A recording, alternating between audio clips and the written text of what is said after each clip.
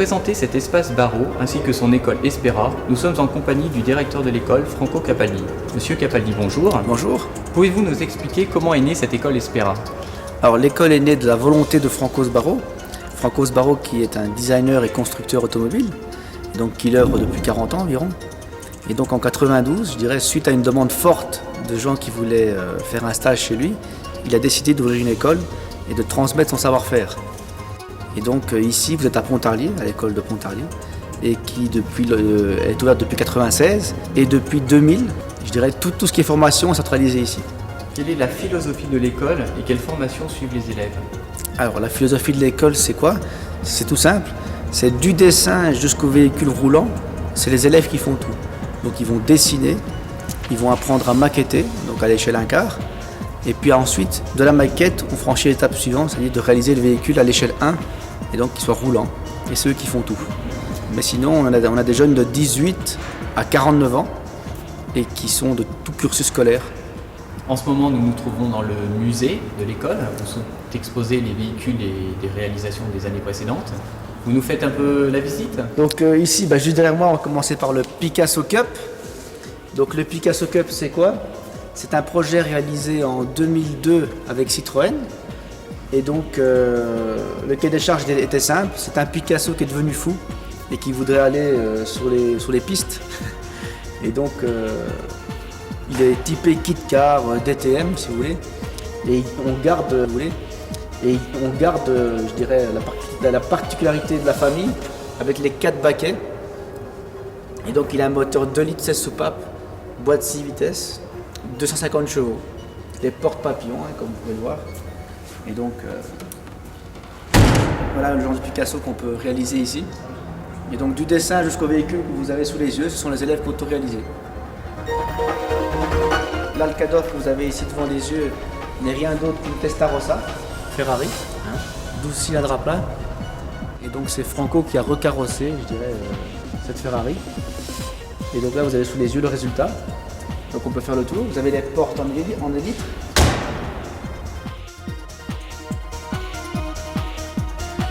On reconnaît bien le moteur Testarossa, donc vous pouvez venir voir ici. Donc c'est un véhicule qui fait plus ou moins 1300 kg et 400 chevaux. Donc c'est un véhicule qui marche très, très fort. En plus il faut être casqué pour rouler avec, puisqu'il n'y a pas de toit. Maintenant on va se diriger vers la Osmos, puisque Franco Sbarro n'est pas seulement designer et constructeur, il est aussi inventeur. Et donc en 89, il a inventé la roue sans moyeu. Donc la roue sans moyeu, c'est quoi? C'est une idée toute simple, comme tout brevet. C'est que le roulement à billes est devenu tellement grand qu'il fait au support de pneus et fait office de jante. Donc c'est impressionnant sur une voiture, mais c'est aussi plus impressionnant sur une moto. On va continuer, on va se diriger vers la Ionos. C'est l'évocation future de la Stratos, qu'on connaît bien de chez Lancia. La Stratos qui s'est illustrée en rallye. Et donc elle a comme particularité, c'est qu'elle a 4 roues motrices. Et puis elle a derrière 2 moteurs, 2 5 cylindres Lancia, accouplés en A. Pas en V ni en W, en A. On va se diriger vers quelque chose que Franco Sbarro a l'habitude de faire, des choses un petit peu extrêmes. Le Monster, c'est un véhicule donc tout-terrain avec un V8 Mercedes. C'est un châssis carrosserie maison, une transmission de Land Rover, et puis il a comme particularité d'avoir des jantes de Boeing 727. Donc une roue fait 100 kg là, déjà. Et donc c'est un véhicule image publicitaire. Donc c'est le Monster. Alors cette Triathlon est un projet école. Donc c'était une grosse transformation sur la Léon, puisque tout d'abord elle n'existe pas en 2 portes. Là on l'a transformée en 2 portes. En plus elle est 2 places. Pourquoi elle est 2 places? Parce que le moteur est à l'arrière en fait. Et donc le coffre est à l'avant. Et elle est beaucoup plus large que la Léon d'origine. Et donc on peut voir par derrière, puisque toute l'implantation mécanique. Finalement, cette école semble le paradis pour tous les garçons qui ont un jour rêvé de concevoir et dessiner de belles automobiles. Comment les sélectionnez-vous et quelles sont les formalités d'accès à l'école Espera? Donc c'est les garçons et les filles, parce que vous allez voir tout à l'heure dans l'atelier qu'il y a aussi des filles. Et donc la sélection se fait tout simplement sur dossier et en entrevue entre Franco Sbarro et les élèves. Et donc il faut qu'ils nous montrent qu'ils sont vraiment passionnés d'automobile. C'est-à-dire que ce n'est pas une passion juste le dimanche après-midi devant la Formule 1 avec un paquet de chips et puis un coca, mais qu'ils ont déjà bricolé, qu'ils ont déjà fait des dessins ou des choses comme ça, des maquettes. Et donc, suivant ce discours qu'on a avec les élèves, eh ben, ils sont sélectionnés ou pas. Et là, je vous propose d'aller voir justement dans l'atelier la chose, enfin, je dirais la base, l'immersion dans la matière de l'école, puisque là, on a vu, je dirais, les véhicules finis. Là, je vous propose d'aller voir les véhicules en cours de construction, notamment une Citroën C3 tuning et une GTR. Olivier va vous expliquer le concept et puis ce que fait les élèves sur la C3. Et Caroline va vous expliquer ce que font le groupe justement sur la GTR. En fait, on essaie de garder quand même les lignes d'origine. Et ici, en fait, on avait l'élargissement de l'aile qui est d'origine, mais on l'a ici élargi de 3 cm. Puis pour ce qui est du pare-choc, donc on avait un gros bumper ici qu'on a lissé pour l'aspect esthétique. On va agrandir la bouche. On commence par des dessins, donc c'est-à-dire qu'on prend la voiture telle qu'elle d'origine, et puis on cherche ensuite à faire des transformations, par exemple en surbaissant, en élargissant les ailes, les pare-chocs et tout ça. Après, on fait l'étude en fait, technique directement sur le modèle, c'est-à-dire qu'on prend une voiture originelle, où on fabrique un master dessus, un master c'est-à-dire la pièce modèle quoi. Puis on tirera des moules de ce master et ensuite des moules on tirera des pièces qu'on mettra sur la voiture finale. Donc alors pour le projet GTR, c'est une version course de la GT HDI, donc c'est une voiture qui a été faite l'année dernière par les anciens élèves. Donc on a repris les bases, on a remodélisé, donc on a élargi les ailes, on a rabaissé la caisse. On a mis des élargisseurs, on a fait des prises d'air. Donc c'est pareil, on est passé par une phase dessin. On a repris d'abord tout ce qui était par la base de la GT et on a recommencé à dessiner. Et là on a tiré les pièces, on a modélisé, on va faire des moules et pour créer la caisse finale. Donc à côté on a fait toute la partie, il y a 2 équipes, une équipe en modélisation et une équipe en châssis.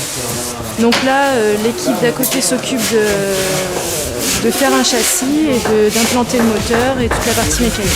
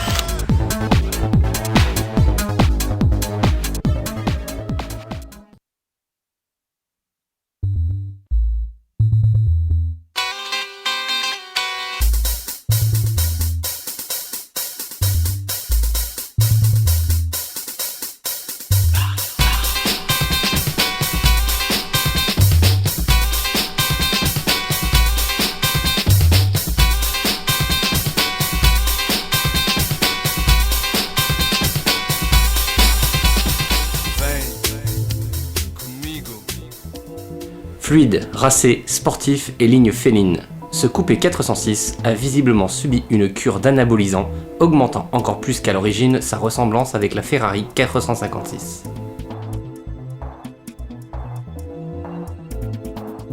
Sur la route, le 406 coupé, ainsi transformé et majestueux.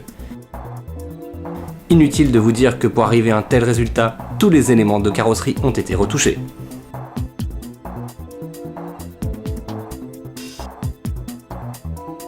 Les traits de Pininfarina sont bien là, mais lorsque CP Tuning décide de rajouter sa touche personnelle en remodelant complètement la ligne de la Peugeot pour la rendre encore plus trapue, plus puissante et plus agressive, notamment à l'arrière avec ses optiques rondes inédites, la ressemblance avec l'italienne n'en est que plus frappante.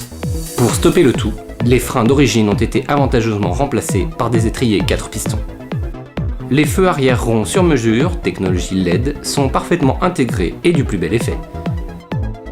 L'avant se retrouve ainsi doté d'un pare-choc spoiler complet avec emplacement pour anti-brouillard d'origine. La gueule béante laisse entrevoir le double ventilateur du bouillonnant V6 et confère au coupé un avant beaucoup plus sportif. Pas de plumage sans ramage, le coupé est doté du V6 français de 210 chevaux, aidé d'une modification du boîtier électronique, ainsi que d'un boîtier d'admission dynamique carbone BMC.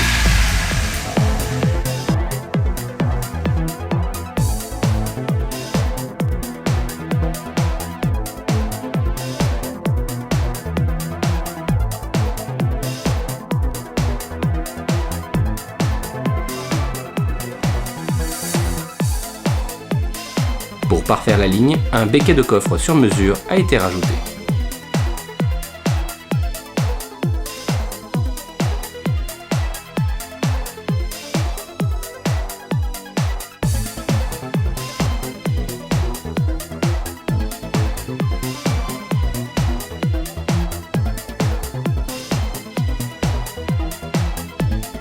Rageur à souhait, le V6 se libère complètement au travers d'une double sortie d'échappement Devil XXL droite-gauche. Il s'agit d'un véritable exercice de style que le préparateur suisse maîtrise visiblement à la perfection.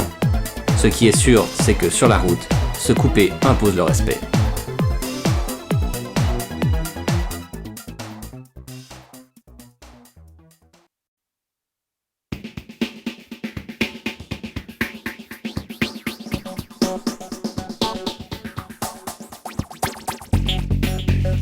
Il ne s'agit pas de photos ni de dessins réalisés à l'aide d'ordinateurs.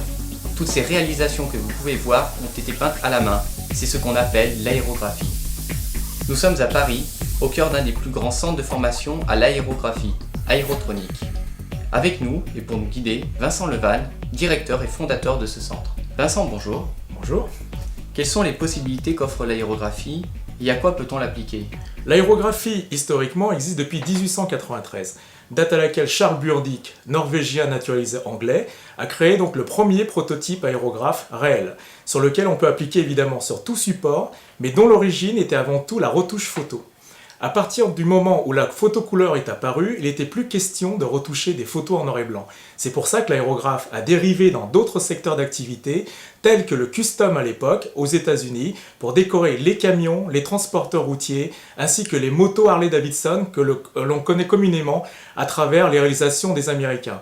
L'aérographe est très précis au niveau du détail parce qu'on peut atteindre les degrés de 0,15 dixième de millimètre au trait le plus fin, pour obtenir des effets de cheveux, de texture de peau, entre autres, pour réaliser des personnages, des visages. On peut travailler évidemment sur tout type de support, dont les réservoirs, les casques de moto avec la même précision, si ce n'est plus, par rapport à la tête de buse, parce qu'on interchange des têtes de buse différentes et on obtient à ce moment-là des effets encore plus précis au niveau de la texturation.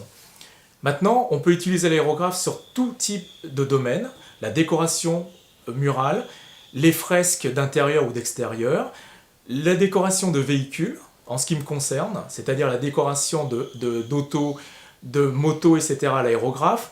Évidemment, on peut choisir des thèmes très futuristes, très avant-gardistes. Pour les effets un petit peu laser ou très lumineux, l'aérographe est le produit de choix pour pouvoir réaliser ces effets-là. En fonction, évidemment, de la difficulté du dessin, il y a un temps adapté. Vous pouvez nous faire une démonstration? Oui, sans problème. Suivez-moi. Ici, j'attaque donc un réservoir sans motif, sans modèle au préalable, où tout va être de la pure improvisation. Je vais attaquer donc un visage féminin.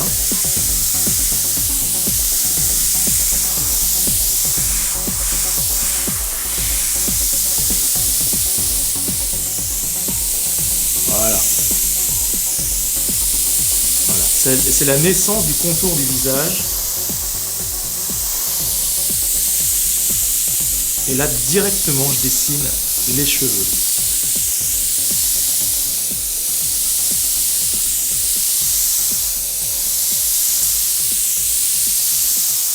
Toujours souple le mouvement.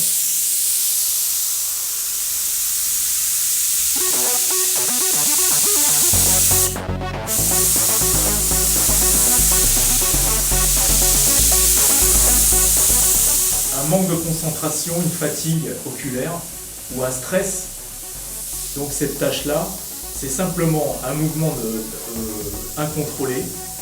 Et le stress, l'anxiété, la nervosité fait apparaître ce genre de réalisation. Donc on est tributaire de la distance et tributaire du mouvement du doigt, de la gâchette.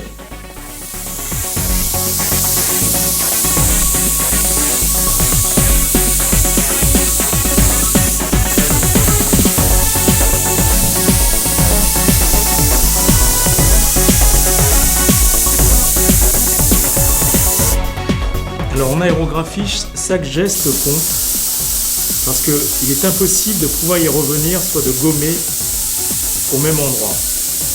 Donc autant que possible que le geste soit impeccable.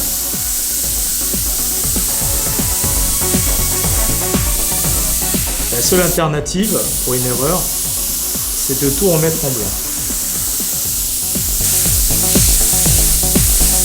Les cheveux, c'est quelque chose qui est difficile à reproduire à l'aéro, compte tenu du fait que chaque démarrage à l'aérographe implique parfois une erreur de doigté et forcément une tâche de démarrage.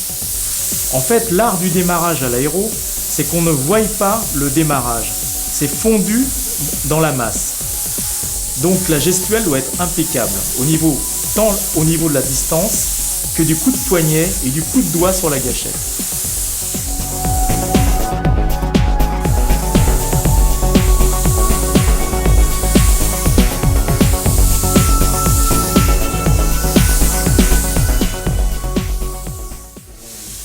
À partir de quel moment le tuning vraiment était un marché potentiel pour vous? Le marché potentiel, je l'ai ressenti dans les années 89, au premier salon de l'auto que j'ai fait.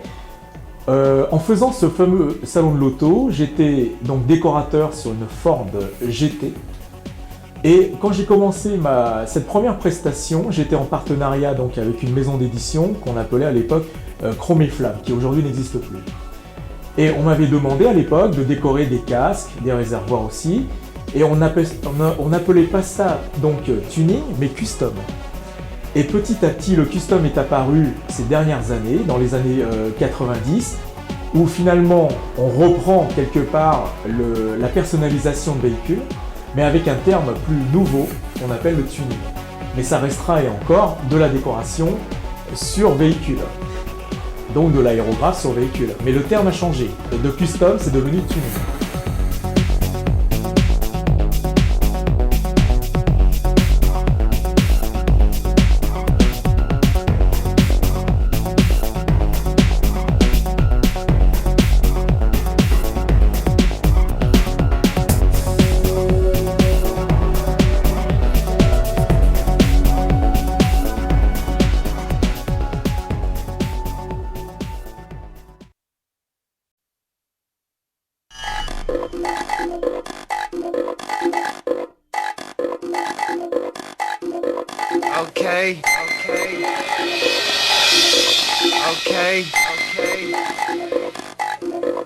Okay.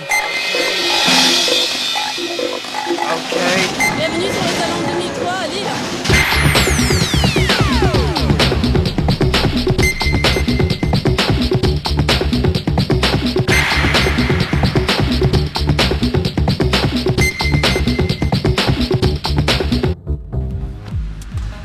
Bonjour, je ne suis plus habitué à tenir un volant qu'un micro, mais on va essayer de se débrouiller. Hein. Donc je voudrais d'abord vous saluer et puis vous dire aussi tout l'admiration que j'ai pour tous les produits que j'ai vus qui sont véritablement exceptionnels. Hein. Il y a vraiment des super belles choses. Hein. Dans les médias qui m'interrogent à chaque fois, ils me demandent « Ah mais à quoi ça sert le tuning? Pourquoi le tuning? Pourquoi vous allez vers le tuning ?» Maintenant, à partir du moment où les constructeurs ils font de la conception par ordinateur, on se trouve avec des voitures ou des produits qui sont complètement banalisés. Et l'idée du tuning, le but du tuning, c'est d'avoir quelque chose d'original avec beaucoup de goût. Et là, je veux dire que tout ce que j'ai vu, chapeau tout le monde. Hein. Et puis, je souhaite que ça va fonctionner. Et puis, encore une fois, je souhaite que ça attire des curieux et puis que ces curieux deviennent passionnés comme tous les gens qui veulent tuner leur véhicule. Voilà. Et bien, en tout cas, merci encore une fois et puis bravo.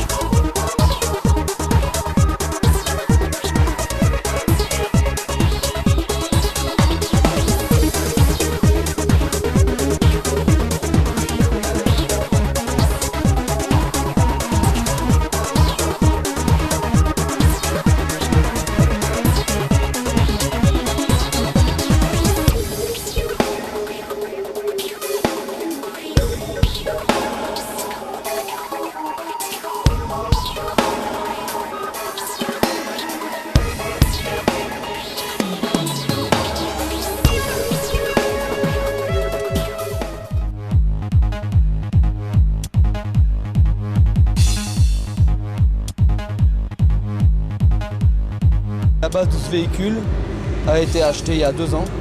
Une Lancia Dedra, une 2 litres TDS. L'idée de l'équiper en tuning m'est venue lors d'un Paris Tuning Show il y a 4 ans. J'ai commencé par étapes, c'est-à-dire j'ai commencé à la transformer au niveau des jantes, au niveau des pare-chocs. La couleur était banale, c'était un bleu assez banal. L'année suivante, j'ai commencé à retransformer mes pare-chocs. Je les ai moulés moi-même. J'ai changé les optiques avant. J'ai commencé à essayer de faire une sellerie. Après, j'ai changé au niveau des jantes, tout ce qui est jantes, bas de caisse encore une fois. Mal arrière, j'ai retransformé tout le cul du véhicule, ainsi que le pare-choc. Mais quand le véhicule a fait une année comme ça, une fois qu'il est connu du public, après il faut changer certaines bases. Donc pour rechanger une seule base, j'ai voulu tout rechanger. Donc j'ai rechangé au niveau des optiques avant, j'ai mis feu de Punto. Arrière, j'ai rechangé aussi, j'ai mis des feux de Golf type 4, type Lexus. J'ai tout repaufiné la malle, ainsi que le pare-choc arrière, donc qui a été moulé avec les ailes, aussi bien l'avant que l'arrière. J'ai rechangé les jantes, j'ai passé de 17 à 18 pouces. Et puis donc la voiture pour la retransformation, ça m'a pris 6 mois. 6 mois de temps avec tous les jours. J'ai acheté des plaques de mousse polyuréthane et j'ai essayé de faire un moule. Bon, c'est sûr que par le bouclier avant, j'ai mis 15 jours pour le mouler. Le bouclier arrière à la base, c'est un bouclier de 406, tout en mettant de la mousse polyuréthane pour le rehausser, style Golf type 4. Du fait qu'à l'arrière, j'avais les feux de type Lexus Golf type 4. Et le cul du véhicule a été entièrement coupé. Il a été agrandi de 10 cm. Niveau motorisation, bon, il y a un petit KN, une ligne directe, mais ce qui compte beaucoup, c'est la finition. L'idée des portes papillons, ça m'était déjà venu, j'avais déjà l'idée dans la tête depuis l'année passée. Pour la première porte, j'ai commencé à mettre au niveau des charnières, voir ce que j'allais mettre comme style de charnière et tout, si ça passait ou pas. Je me suis reporté sur les styles de porte d'entrée. C'est ce qui est le plus banal et ce qui marche un peu le mieux. Donc au niveau des portes papillons, sur le montant de la porte est soudé. Par contre au niveau du montant du pare-brise, il est boulonné. Ce qui m'a permis de pouvoir le régler. Mais pour la première porte papillon, j'ai quand même mis une bonne semaine avant d'arriver à la régler. Donc le vérin, je voulais pas qu'il se voie de trop. Parce qu'il y a certains véhicules, le vérin est pris, la fermeture du vérin est pris dans le milieu de la porte. Moi je voulais pas ça. Là le vérin est pris entre la porte et entre l'aile. C'est-à-dire que quand la porte est fermée, on ne voit pas le vérin. Et par contre à la deuxième porte, ça a été tout seul parce que je me suis repris à la première. J'ai mesuré, à la deuxième porte, j'ai mis 4 heures pour la poser.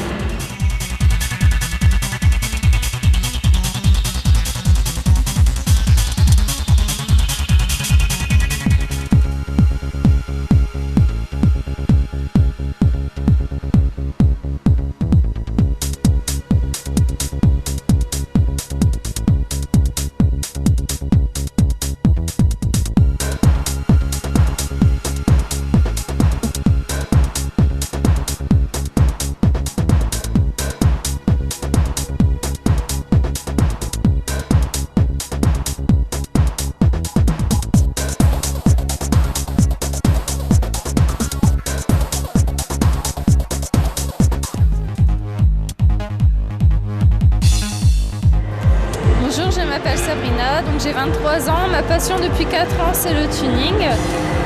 Ma voiture, c'est la Lupo qui est là juste derrière moi. Donc ça fait à peu près 3 ans que je l'ai. J'ai commencé par les jantes, rabaissé de 6 cm.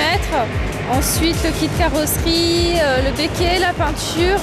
La passion, c'est venu sur les meetings en voyant les autres voitures. Je me suis dit pourquoi pas faire ça sur la mienne. Donc j'ai commencé tout d'abord par une Golf 2. Ensuite j'ai voulu prendre un modèle beaucoup plus récent, donc j'ai choisi la Lupo. Donc au niveau de la carrosserie, il y a la calandre, Camei.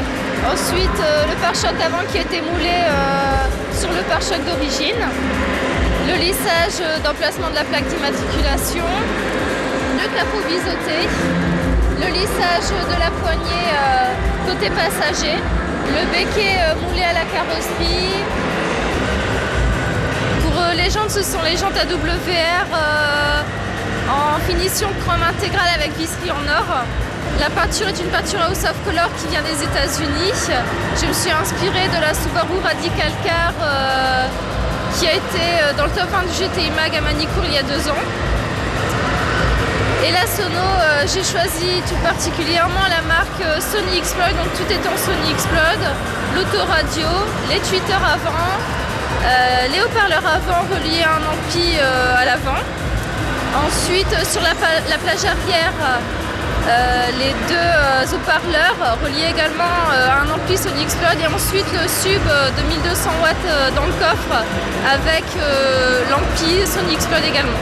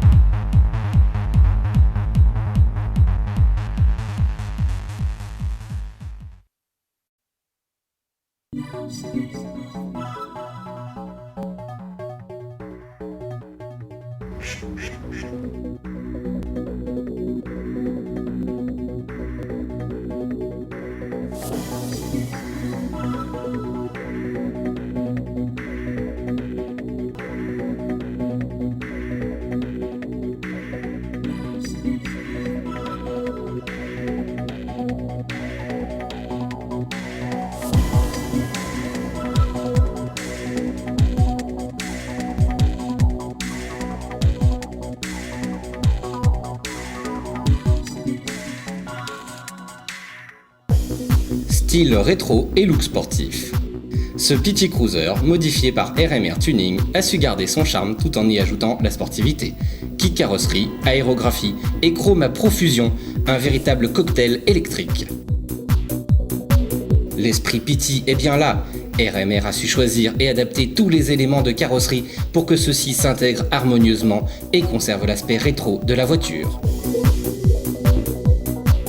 Point fort de cette métamorphose, ces immenses jantes causées de 19 pouces et un abaissement de 60 mm donnent au PT un vrai profil sportif.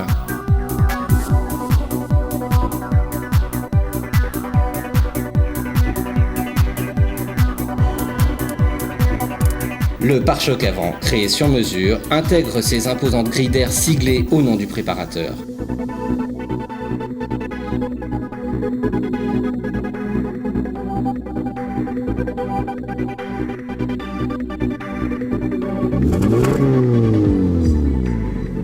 Côté motorisation, il s'agit du 2 litres 16 soupapes Atmo développant 140 chevaux et 186 Nm de couple, aidé d'une ligne inox et d'un silencieux Remus.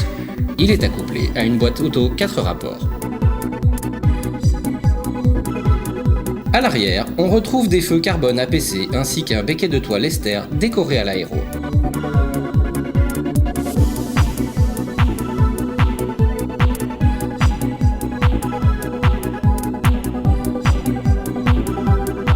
Mais la particularité de ce PT, ce sont ses discrètes décorations style Flaming, gris sur gris, parfaitement intégrées.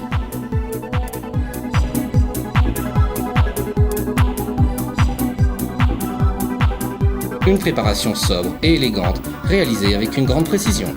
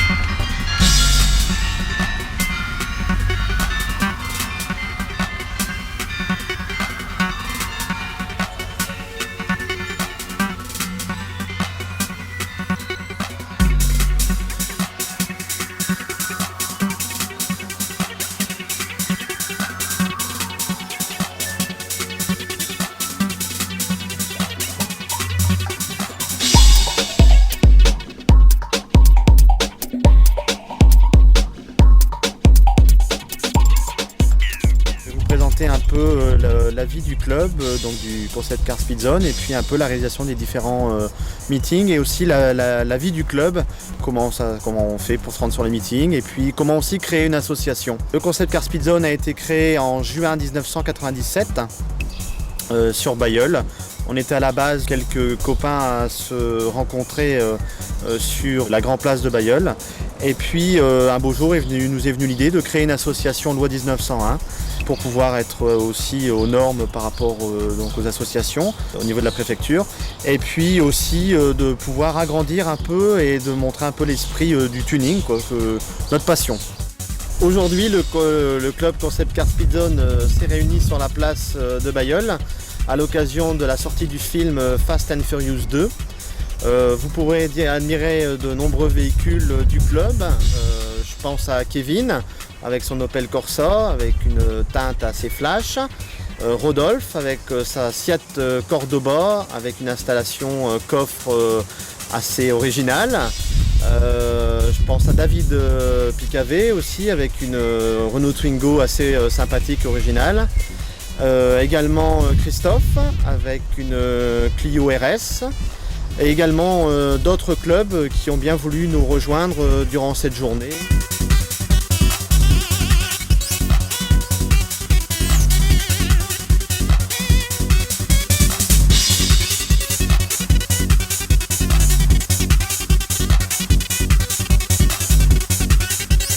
Donc vous pouvez admirer la BMW de Patrick, grise, avec un kit carrosserie. La Clio de Cédric avec un intérieur également en cuir et puis une sono. Et on terminera par l'Opel Astra de Sébastien avec un flaming et puis également une installation sono.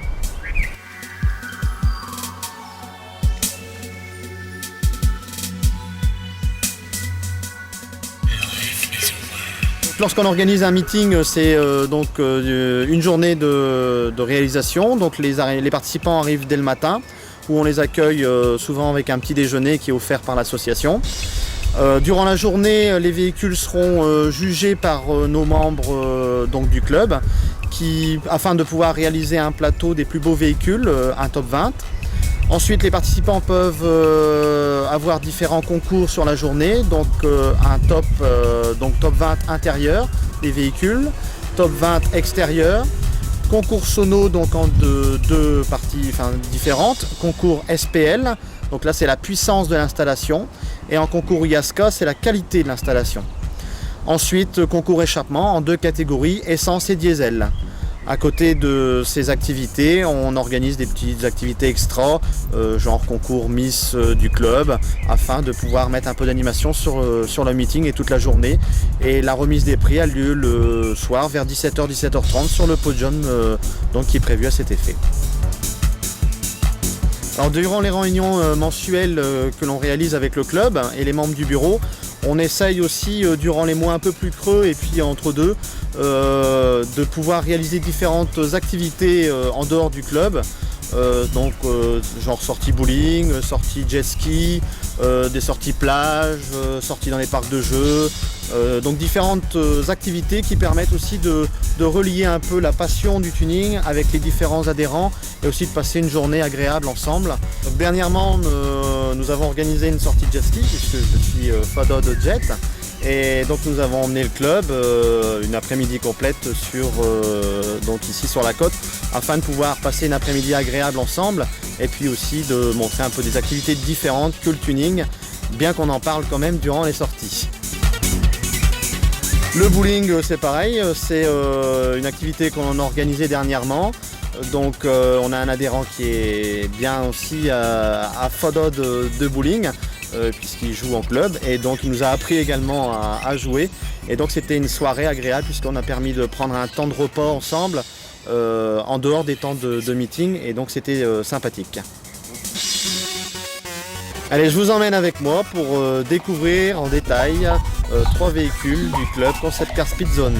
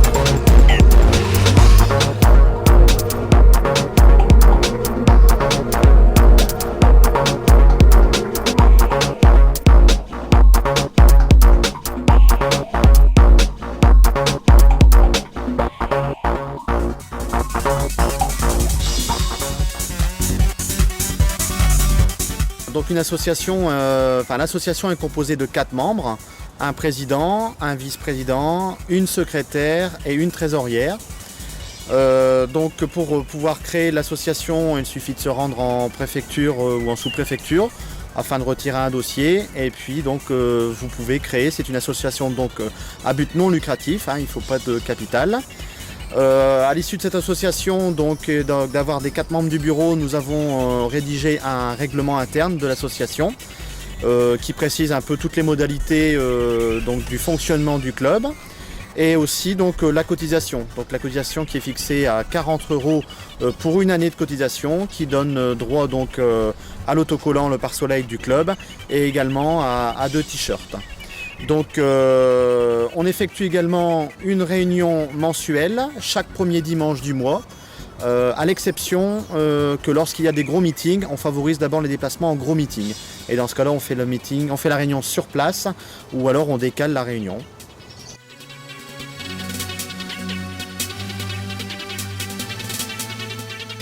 Alors j'espère que durant ce reportage, je vous aurai passionné sur la vie d'un club et le fonctionnement d'une association. Faites comme moi, créez votre propre club, et puis je laisse le mot de la fin pour mes adhérents.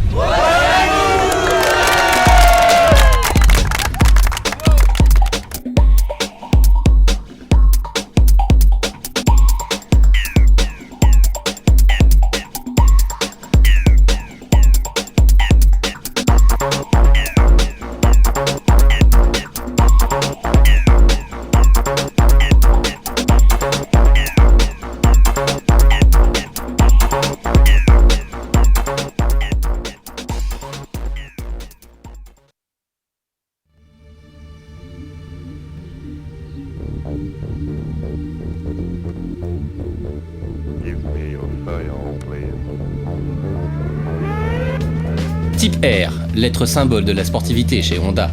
Quelques chiffres suffisent à la résumer. 4 cylindres, 2 litres atmosphériques et 200 chevaux.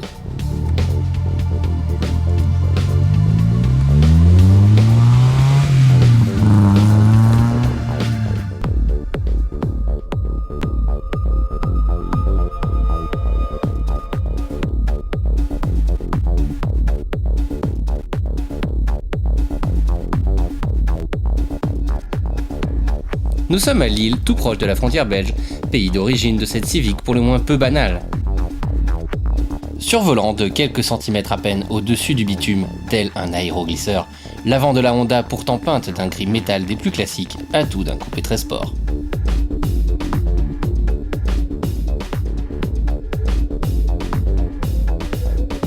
Sébastien, son propriétaire, a choisi d'impressionnantes jantes en 8,5 par 19 pouces 5 Tiken. Le kit carrosserie, signé Versus Motorsport, élargit la Civic déjà bodybuildée d'origine de 12 cm à l'arrière et 14 à l'avant. A l'intérieur, une sono complète composée d'une source Pioneer avec écran LCD vient alimenter l'impressionnante puissance sonore de 2 fois 1000 watts avec un condo 1 farad et 2 amplis Phoenix Gold. Mais le vrai gros son se situe à l'avant avec ce fabuleux moteur VTEC de 200 chevaux. À partir de 6000 tours minute, les décibels arrivent et vous saturent les oreilles. À l'arrière, c'est carrément l'éruption volcanique.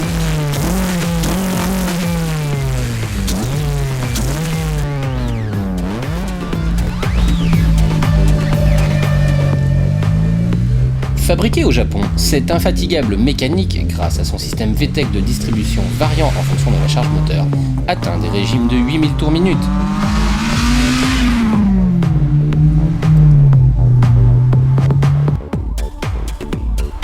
Le châssis, déjà ferme d'origine, est encore plus dur avec des combinés KW, ressorts et amortisseurs.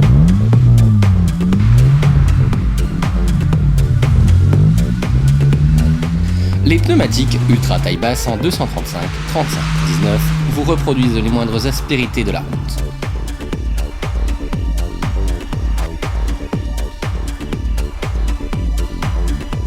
Une voiture extrême dans bien des domaines, comme celui du prix, où l'ensemble voiture plus préparation atteint les 60 000 €.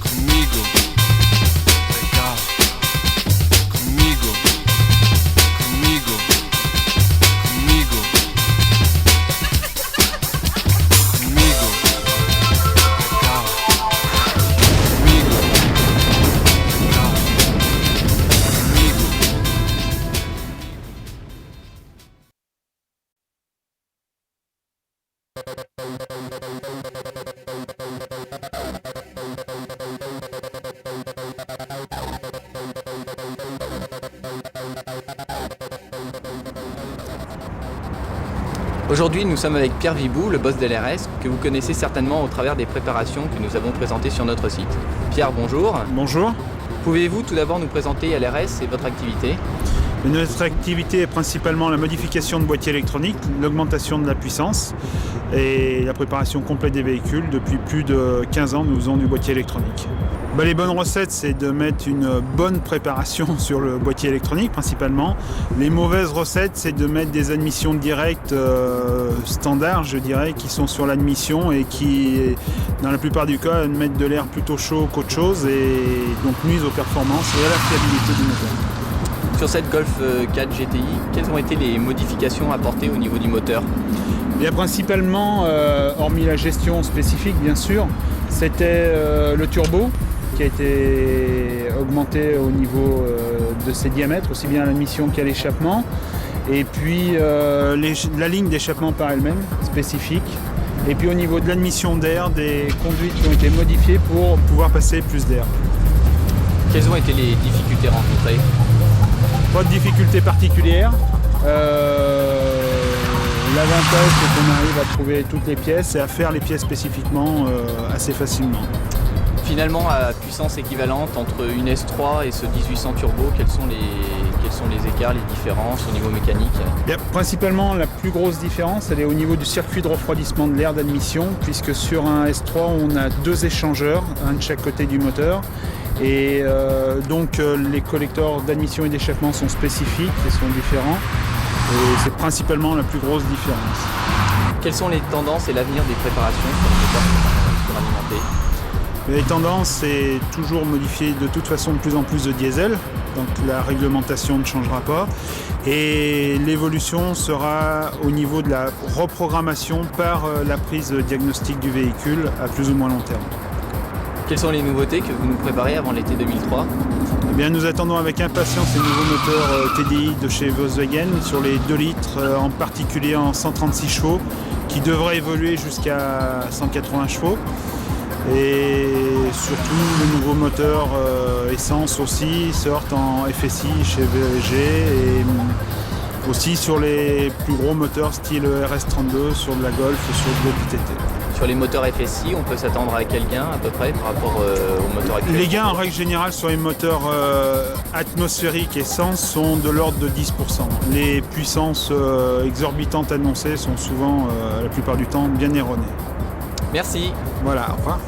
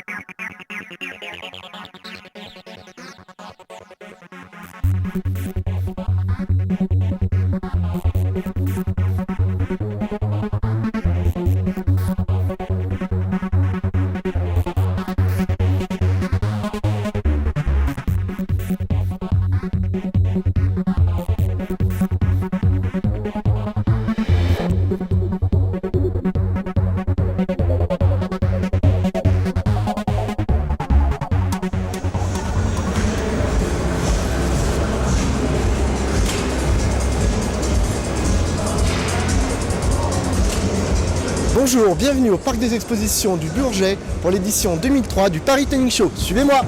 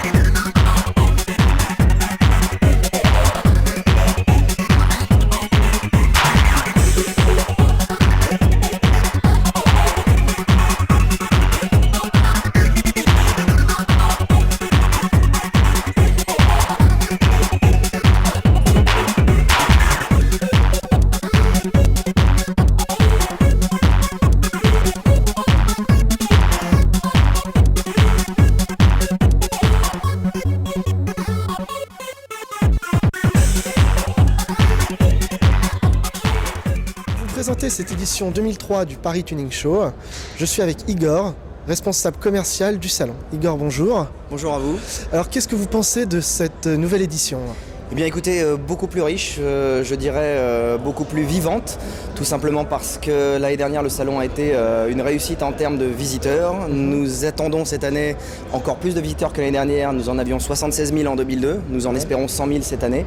Et la première réussite de ce salon est déjà le nombre d'exposants, puisque nous sommes passés d'une centaine l'année dernière à 130, 140 cette année, ce qui explique d'une part l'engouement pour le tuning, qui devient aujourd'hui un phénomène généraliste, un phénomène de masse, et non plus seulement un phénomène réservé aux particuliers, aux gens passionnés par le milieu, mais aujourd'hui tout le monde s'intéresse au tuning, que l'on soit jeune, que l'on soit un petit peu plus vieux, qu'on soit constructeur automobile ou qu'on soit détaillant. D'accord. Y a-t-il une tendance qui se détache sur ce salon ? Eh bien plusieurs tendances, je ne dirais pas qu'il n'y a qu'une tendance, il y a plusieurs tendances dans le tuning. Elles se découpent et se définissent en trois univers bien différents. Un premier univers qui est celui du son, avec ses tendances et ses modes. Alors on part actuellement dans la qualité, dans la définition de plus en plus appliquée, dans des excès de plus en plus grands en termes d'échelle sonore, puisque les records de France aujourd'hui et d'Europe se situent à 171 décibels. Un deuxième univers qui est celui de l'esthétique, donc esthétique intérieure, esthétique extérieure. Et là, la France se trouve un petit peu sur une plaque tournante aujourd'hui, puisque géographiquement, nous sommes situés entre l'Espagne et l'Allemagne. L'enclave germanique et ses tendances tuning qui datent aujourd'hui de 25 ans nous amènent à avoir un tuning de puriste, donc quelque chose qui est très sobre, très classieux. Et l'enclave espagnole, hispanique, qui, elle, aujourd'hui, part plus dans l'excentricité, donc dans des kits très larges, très excentriques, très extravagants. Et donc la France, dans tout ça, eh bien, se situe entre ces deux univers, mais je dirais davantage en allant vers la sobriété et vers le calme. Le dernier univers, quant à lui, qui est un petit peu paradoxal, qui est celui de la préparation moteur. Je dirais que les dernières lois du gouvernement tendent à faire comprendre qu'il va falloir un petit peu être discret sur ce sujet. C'est comme dans tous les domaines, nous sommes inspirés par la compétition automobile, donc avec des puissances augmentées, avec des couples modifiés, mais c'est un domaine qui reste restreint tout simplement parce qu'il est un petit peu à cheval entre la loi et l'anti-loi. Voilà. D'accord. Et on a remarqué qu'il y avait beaucoup plus de professionnels cette année. Comment expliquez-vous cet engouement ? Eh bien, je pense qu'on revient un petit peu à ce que je disais il y a 2 minutes, c'est-à-dire à l'élargissement du marché, puisqu'il y a des gens cette année et des exposants qui sont parmi nous, qui ne sont pas issus directement du marché du tuning, qui sont soit constructeurs automobiles et pour ceux-là, en tous les cas, le mot tuning ne les dérange plus. C'est devenu un mot qui est rentré dans le langage courant. Et pour d'autres, des secteurs d'activité un petit peu annexes, dont la cible, c'est-à-dire les 18-35 ans, aujourd'hui, les intéresse parce que nous attendons ces 100 000 visiteurs et que pour eux, ça reste un marché potentiel intéressant. Eh bien, mes félicitations et merci encore. Merci à vous.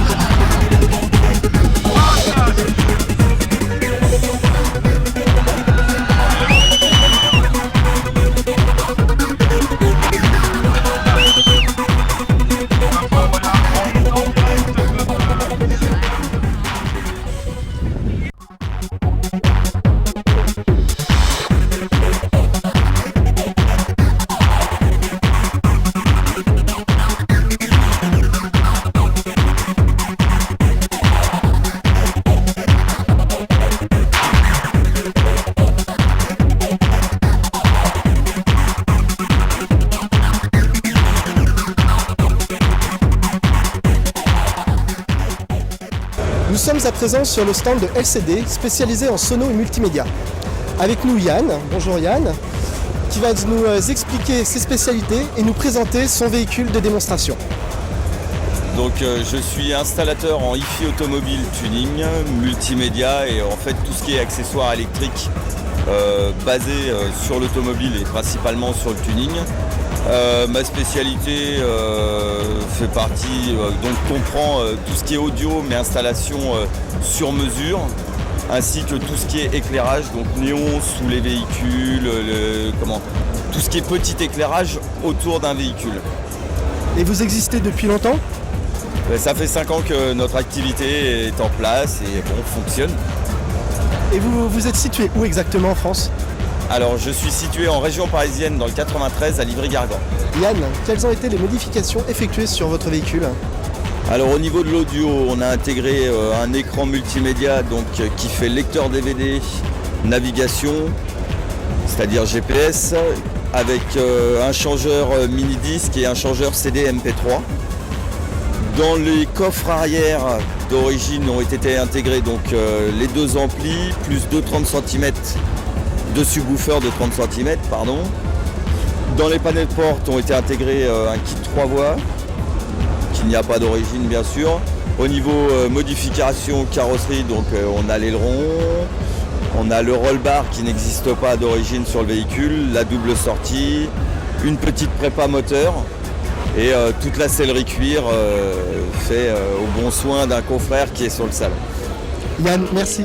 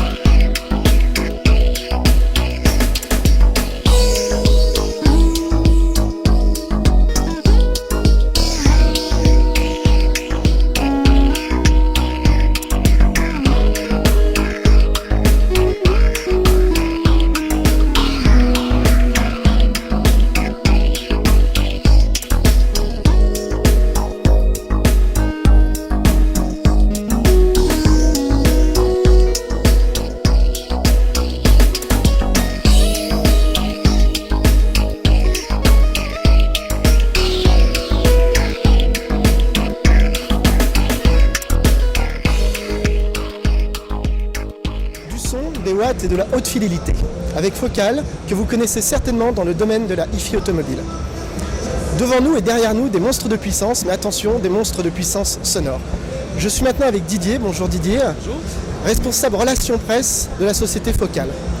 Didier, qu'est-ce que Focal et quelle est votre stratégie pour vous démarquer de vos concurrents ? Alors Focal est une maison qui a été créée il y a à peu près 25 ans, qui est une maison française, qui est leader sur le marché du haut-parleur en France et dans d'autres pays, tout à fait. On est représenté sur à peu près tous les continents. Notre spécificité, c'est la haute fidélité. On a parlé du son, on a parlé de la musique, on parle des watts, mais on parle peut-être un peu moins de watts. On parle de puissance, on parle de fun, et on ne parle pas de SPL comme on pourrait parler sur d'autres stands. Nous, notre spécialité, c'est la qualité sonore, c'est uniquement la qualité sonore, la performance et la fidélité. Alors quel type d'installation présentez-vous sur votre stand ? Alors nous avons sur le stand, nous avons 8 véhicules qui sont là pour représenter un peu notre savoir-faire dans les différentes gammes, puisque nous avons 4 gammes de haut-parleurs. Nous avons une voiture qui était déjà présente l'année dernière, puisque c'est celle de Yann Canouan, qui était champion du monde en Yaska en Amérique l'année dernière, ce qui était un événement puisque c'est le premier Européen à repartir avec un podium dans une catégorie très importante, celle des professionnels. Donc pour nous un véhicule un peu icône, support d'image et qui est extraordinaire à écouter. D'ailleurs je vous engagerai si vous voulez après d'écouter un petit morceau. Nous avons ensuite une 2 chevaux là-bas qui est un autre symbole puisqu'elle fait tous les PTS depuis le début et qui tous les ans est réaménagée. Et là, son rôle cette année, c'est de présenter des prototypes sur lesquels nous travaillons actuellement, avec notamment un 46 cm totalement novateur, puisqu'il y a 4 bobines. Je ne vais pas rentrer dans les détails, mais c'est quand même quelque chose d'assez exceptionnel. Nous avons une Golf italienne qui est préparée par notre distributeur italien et dans laquelle ils ont mis beaucoup de haut-parleurs pour un aspect fun et très rigolo dans le cadre du PTS. Nous avons également un système vidéo, puisque ce sera, nous pensons, le futur. Oui, l'intégration de la vidéo avec des tas de haut-parleurs pour avoir des reproductions gauche-droite, avant-arrière, une image centrale et quelque chose qui nous rapproche davantage du home cinéma. On parle dans ces cas-là de car cinéma. D'accord. Et quels sont vos produits phares ? Alors, dans la gamme Focal, nous avons 4 lignes de haut-parleurs qui couvrent tout ciblé haut de gamme, de toute façon, quoi qu'il arrive. Mais après, on monte progressivement dans la gamme. Nous avons tout particulièrement la gamme Utopia, qui est la ligne de référence pour nous. Ce sont des haut-parleurs pour lesquels il n'y a aucun compromis, technique, financier. Nous avons des techniques de pointe qui sont brevetées, nous avons des membranes en verre, nous avons des dômes inversés en titane avec des traitements spéciaux. Nous avons des aimants multiférites qui sont une exclusivité de la marque, et plein de choses comme ça. Ce sont des gammes qui s'adressent surtout à ceux qui font des concours Yaska au sommet, vraiment tout au sommet, au niveau mondial. Puisque il faut savoir que cette année encore, on a remporté une finale, la grande finale en catégorie expert, c'est-à-dire la catégorie reine. Il faut savoir aussi qu'en Amérique, 25%, je vous l'ai dit, des Américains ont été équipés. Donc pour nous, c'est une gamme de prestige, de référence et très importante pour nous. Nous avons après la gamme Poly-Kevlar, ce sont les haut-parleurs jaunes que vous avez là-bas, qui est là encore une icône Focal. La notion de jaune est très associée à la marque Focal, puisque nous avons commencé comme ça en fait. Après, nous avons la gamme Polyglass qui est ici, que nous présentons pour la première fois au public, qui est plus accessible au niveau prix, mais qui ne fait pas du tout l'impasse sur tous les aspects haute fidélité. C'est une gamme de qualité. Nous ne faisons pas de haut-parleurs à bas prix. Nous faisons que des haut-parleurs de qualité avec le niveau de prix qui va avec. Voilà. Didier, merci. Je vous en prie.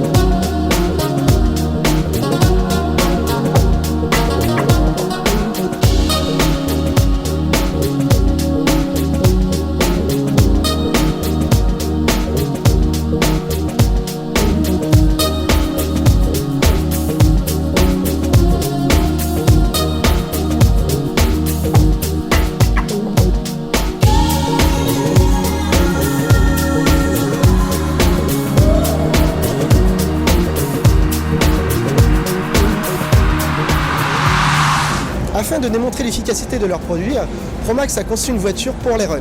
Je suis ici en compagnie de leur pilote, Romain, et qui va nous expliquer les modifications qui ont été faites sur cette voiture. À la base, c'est une Honda Civic ED7 de 130 chevaux d'origine, bien sûr. Donc, première chose qu'on a fait, c'est changer le moteur. On a mis un VTEC dedans avec quelques modifs qu'on veut garder un peu le secret. Après, la voiture a été allégée le mieux qu'on pouvait avec des pièces en fibre, retirer tous les éléments à l'intérieur. Et le reste, ce sont des produits dessus conçus par la marque Toucan, sous la marque Active, pour la société Promax qu'on vend sur le marché public. On veut montrer à tout le monde que le produit marche vraiment. Voilà. Quel résultat comptez-vous faire cette année ou espérez-vous faire?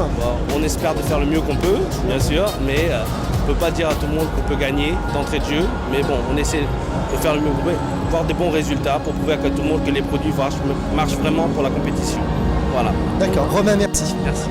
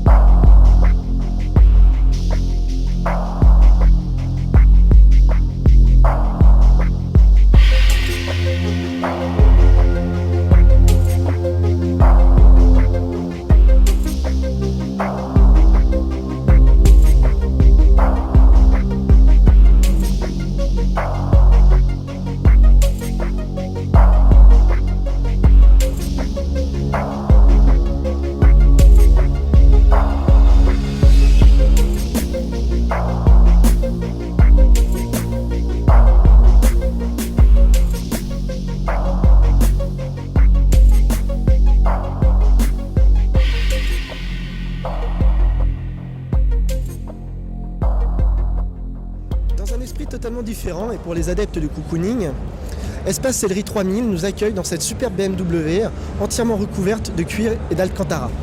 Yannick, bonjour. Bonjour. Vous êtes le gérant d'Espace Sellerie 3000. Pouvez-vous nous décrire Espace Sellerie 3000 en quelques mots?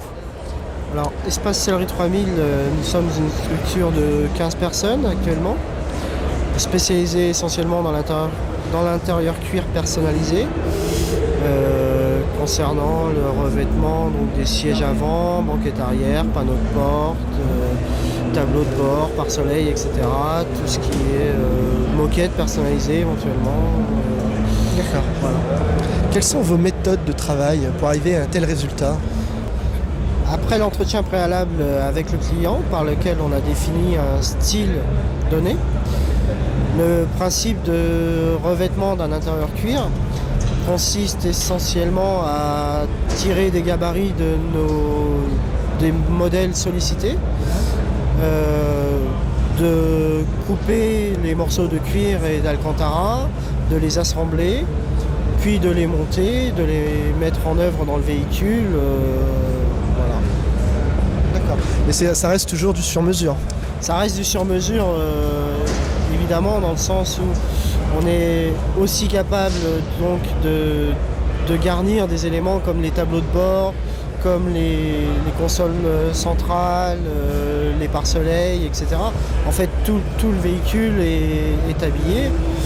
Et pour en arriver là, il y a beaucoup de méthodes de travail, d'ajustage à mettre en application et d'assemblage. D'accord.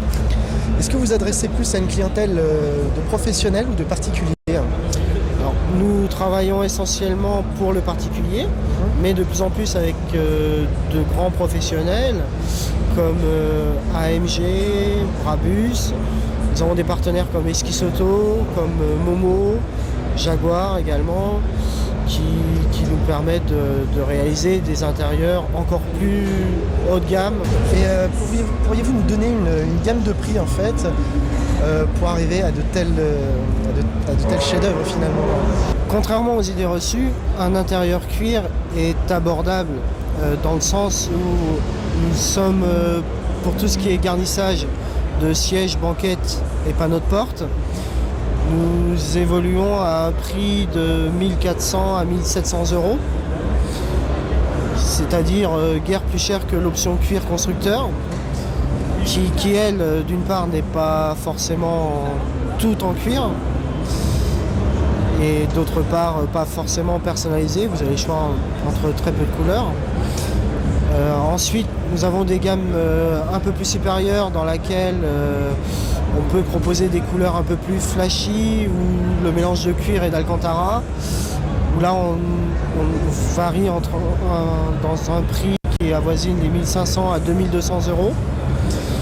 Par contre, dès qu'on s'attaque à l'intérieur complet, le full cuir, qui comprend donc tableau de bord, pare-soleil, en fait quasiment plus une seule pièce plastique apparente à l'intérieur du véhicule.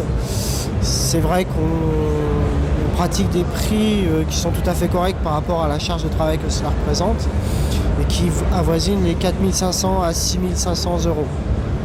D'accord. Yannick, merci. Merci à vous.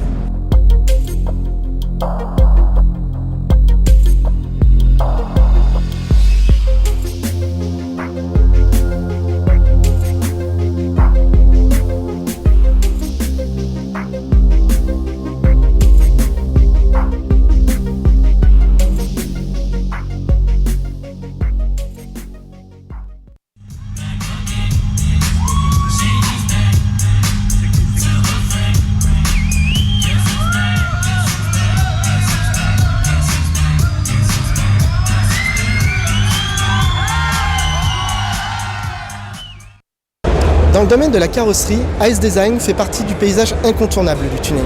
Pour nous présenter les produits, Monsieur Fabre, gérant des sociétés Ice Design et Aloisio. Monsieur Fabre, bonjour. Bonjour. Pouvez-vous nous présenter vos produits et nous expliquer quelle clientèle tuning vous touchez? Alors, notre société est spécialisée dans le domaine du tuning depuis 13 ans maintenant. Et notre produit phare a été au départ la conception et la fabrication des ailerons. Et maintenant, on décline ce type de produit sur la carrosserie en général.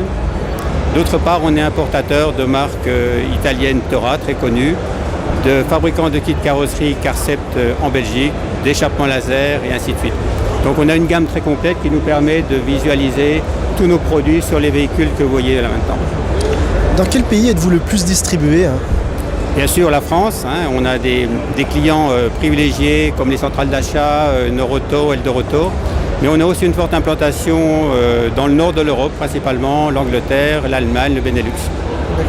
Et vers quel type de tuning vous orientez-vous? Alors nous, on reste, comme vous le voyez là, sur du tuning quand même relativement soft, parce qu'on a eu au départ une clientèle de concessionnaires et de constructeurs. Donc on a également une clientèle composée d'importateurs de voitures, et on doit leur présenter des produits pas trop typés, dans un peu soft, on va dire, pas trop hard. Monsieur Fabre, merci.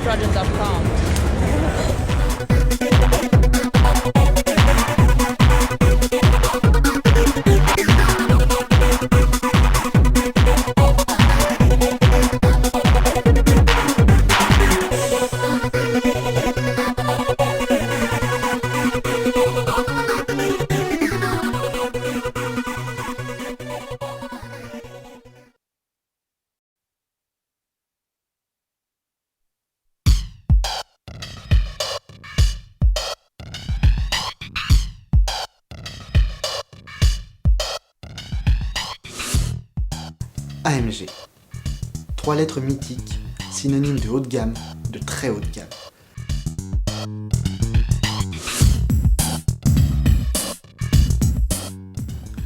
Le préparateur officiel de Mercedes vous offre dans la SL tout ce qu'il peut se faire de plus beau, de plus puissant, de plus cher aussi.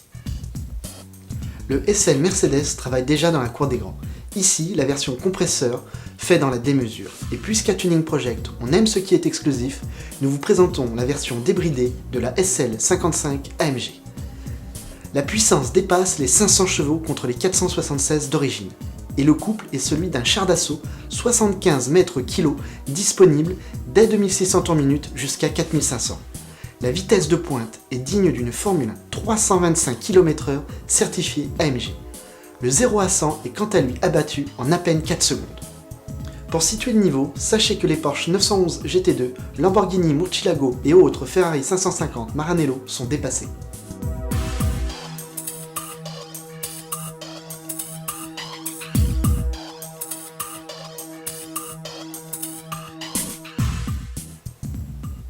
L'intérieur mêle une ambiance à la fois sobre et sportive. Carbone et cuir font bon ménage, et tous les réglages de position sont électriques. Comme son petit frère le SLK, le SL peut se transformer en un sublime cabriolet, permettant de rouler cheveux au vent en quelques secondes grâce au toit repliable.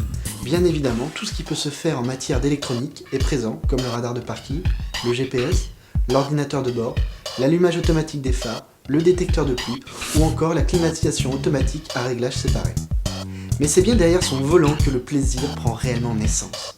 Conduire une telle auto est grisant. En caressant l'accélérateur, cette SL se conduit comme une Clio. Si vous l'écrasez sans retenue, elle vous met dans la peau d'un pilote de Rafale en phase de décollage. Le temps de réaliser la poussée et de regarder le compteur, vous êtes déjà à près de 200 km/h. Heureusement, le freinage électro-hydraulique SBC fait aussi sensation. Le diamètre des disques majorés par rapport au SL500 et les étriers 8 pistons à l'avant vous collent littéralement contre la ceinture. Même leur endurance est exceptionnelle au vu de la masse totale qui avoisine les 2 tonnes. Avec un tel niveau de technologie et de performance, cette version exclusive de la SL est la digne héritière de toute une lignée de modèles d'exception. Seul hic, son prix dépassant les 180 000 €, vous ramène à la dure réalité. Mais ces quelques instants passés derrière son volant nous ont permis de rêver. Et finalement, n'est-ce pas le plus important ?